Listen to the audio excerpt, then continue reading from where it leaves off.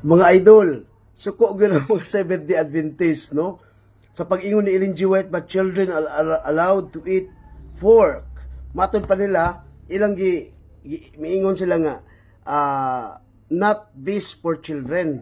Mo lang, dili gyud sila uyon nga ipakaon ng baboy. Timan nga ang pagsulti ni Ellen G. White diri, walay quotation mark. No? Buot pasuot, iya gyud statement. Quotation mark, getting ideas of others, wala siya may kuha og ideas sa uban. Iya yung statement nga ipakaon ang baboy. Nga kung supako niya giingon ni Ellen G. White, children are allowed to eat flesh meats, spices, butter, pork, buot pasabot, supako ninyong founder.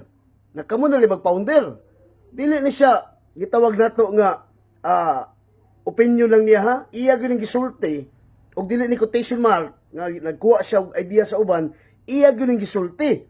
Ayaw ko niyo kasabi. Igo lang ko nagbasa sa yung Council of Diet nga ipakaon ni Ellen G. White ang baboy ngadto sa mga bata. Nakasabi ninyo ang yung founder nga si Ellen G. White. Tuara, butangi.